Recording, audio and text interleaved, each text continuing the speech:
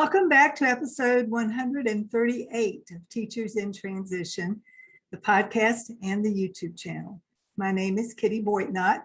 I am the owner of Boitnott Coaching and the founder of Teachers in Transition.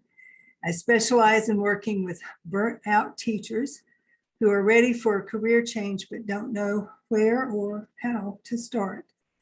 I'm also a certified stress management coach.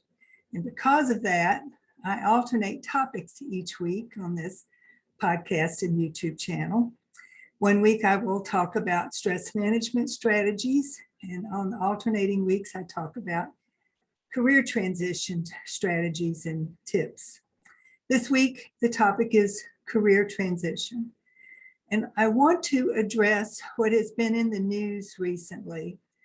It's been dubbed the Great Resignation, and it's a topic of interest because in September, over 4 million people voluntarily left their jobs.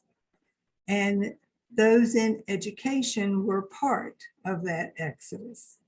Teachers who simply decided, nope, this is not what I signed up for. I'm not sticking around to see how this plays out. I'm out. And beyond being fed up, a lot of teachers have gone on medical leave.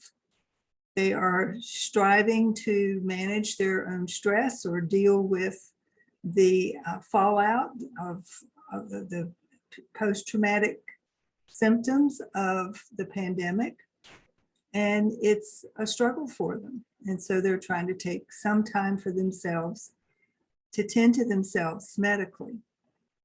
So what does the Great Resignation mean for those who might be looking for a job or who might be thinking about leaving their job? Do you want to join the other millions who are already out there, or do you want to stick with what you know and what you've got?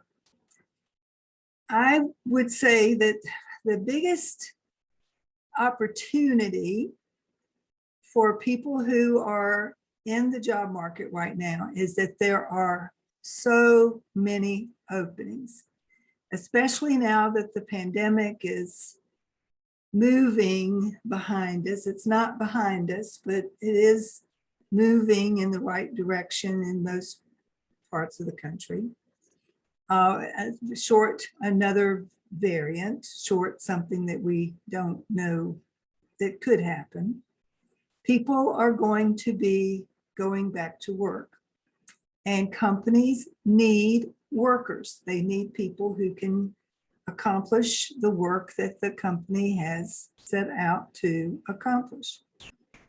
That means that there are going to be more openings. And the other thing that it means, I think, is that workers are going to have more cards to play and more power in their grasp than they perhaps have ever had before. For the person who is qualified for a particular job that a company is having trouble finding a qualified candidate for to fill, the worker can possibly set their the parameters of their salary, the parameters of their work hours, the parameters of their work conditions. One of the things that came out of the pandemic is a lot of people realize that they like working from home. They may miss their colleagues, but they don't miss the commute. They don't miss spending money on clothes that they wouldn't have to wear if they weren't going to work, or gas that they wouldn't have to burn if they weren't going to work. And so they've decided they'd like to opt for something that they can do remotely from home, at least part of the time. So there will be opportunities, I think, to negotiate some flexible work conditions for some workers. Now, that won't be the case for everybody, I suspect. Some jobs actually require that you be on the premises to be able to complete. But others will have more flexibility. And so for the job seeker, one of your tasks is to decide what kind of work do you want to do, and do you prefer to work from home, or do you prefer to work with a team of people that you would meet with every day or every other day. And that's one of the first things that I recommend for anyone who is thinking about a job change. Determine what your work preferences are so that you know what kind of work to be looking for. The other thing, though, that this Great Resignation is going to mean is that the competition for jobs that are open will never have been greater, which means you have to make sure that you have a resume, a LinkedIn profile, a cover letter, and interview skills that can convince a potential employer that you are the right person for the job, in spite of the fact that perhaps because you've been in the classroom for the last 15 years, you have the skills, you have the ability to do the job that is open. Now, the onus is on you as the educator who is leaving the classroom to convince an employer who is outside of the classroom arena that you have the skills, that you have the abilities, you have the aptitude so that you can learn the job and hit the road running in a short period of time. Even if there is a learning curve, you want to assure them that you can learn the job quickly and easily. And that will all be on your shoulders. You have to be prepared to convince and persuade. The employer is going to, and I'm just going to say, be naturally skeptical. That if you're coming out of the classroom after 8, 10, 12, 15 years or more, the longer, the more skeptical they are likely to be. They're going to be skeptical that you have what it takes to make it in their company or their organization. It will be up to you to convince them, which means it's also up to you to learn their language so that you can speak to whatever their concerns, fears, the things that might make them worry that you wouldn't be a good fit for the job. You have to learn their language. They're not going to bother to learn yours.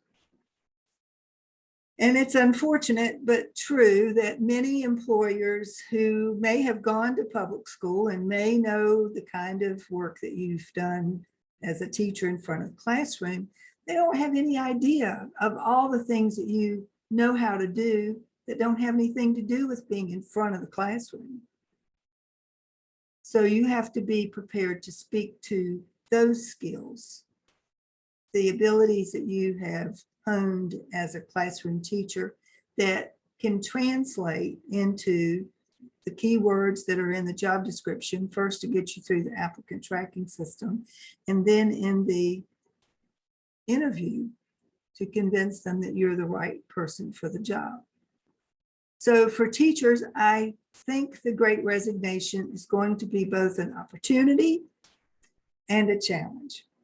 The opportunity is that there are going to be many, many, many, many, many jobs that are open because other people will have left them, walked away, which means you have more opportunities than ever. The challenge will be perhaps you will need to do some training. I don't recommend that you go back to school. You know, if you've ever listened to me, I don't recommend that you rack up a lot of debt again to get yourself ready for a new job. You're already college educated. Many of you already have master's degrees. Some of you have multiple master's degrees, multiple certifications. So you don't need to go back to school. You might need to take a course depending on what it is that you're looking to go into, especially if it has, if it's technological. If you need to take a course to learn a new technology or to get up to speed on, teachers are great project managers, but you need to know about project management as a discrete and separate entity, before you can talk to someone about being a project manager. Corporate training is an opportunity for many teachers, but the company that you're going to be talking to about those opportunities will want to know that you can translate what you've been doing teaching children to teaching and training adults, because adults learn differently. They use what they learn differently than students, younger students. So you need to do your due diligence, I refer to it. You need to learn as much as you can about the company, about the position that you're interested in. Don't skip over the things that you don't know enough about and think, well, I hope it'll all be okay and I'll apply anyway and we'll just see where the chips fall. Don't do that. That is a waste of your time and their time.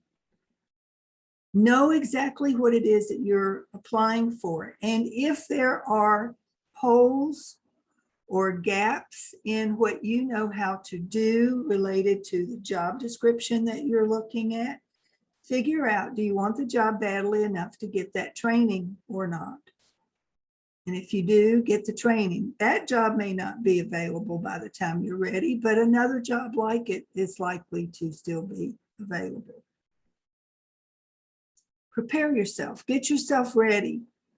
If you're still in the classroom, but you are thinking that you want to make this your last year of teaching because it's just not fun anymore, get yourself prepared, get ready, get the training that you need, learn how to job search properly. That is what will slow you down more than anything else, not knowing and trying to learn by trial and error. You don't know what you don't know about job hunting, and it can and will bite you if you're not careful. You can make all kinds of mistakes in the very beginning of your job search that you don't even know you've made. You can shoot yourself in the foot. You can stall your ultimate success. It can take you 3 times longer to try to figure it out on your own than it would be just to break down. Find a coach who can help you, whether it's me or somebody else, who can walk you through the process, help you develop the tools that you need. One caveat, be careful about hiring a coach who doesn't have any understanding of what you have done as an educator.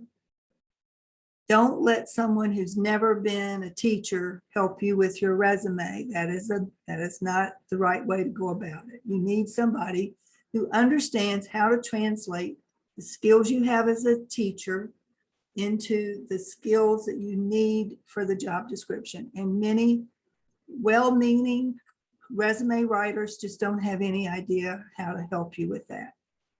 They will try. They will be happy to take your money and write you a resume, but it may not be the right resume. I'm speaking from my own experience. I paid someone $395 for a resume that to this day, 10 years later, I have never used.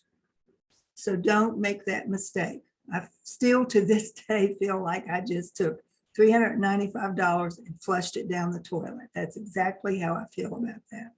So don't make that mistake. Find a coach with some education background to help you, whether it's me or someone else. And look at this Great Resignation as an opportunity, whether you're a part of it yet or not. If you've already quit, you're a part of it. If you are on the fence about whether to quit or not, you may become part of it. And understand that it gives you some power to know that there are millions of jobs out there that are open, waiting to be filled, waiting for the right person. And you might be the right person if you position yourself properly. So learn what you can about the Great Resignation. Pay attention to the companies that are eagerly looking for new workers and see if you can find something that perks your interest and makes you consider that it will be even more meaningful work than what you were doing in the classroom. And that more importantly, it will be work that fills you up instead of drains you dry. Because teaching right now is more draining than it is fulfilling, unfortunately. That's it for this week. Have a wonderful week. I will hope to see you again next week.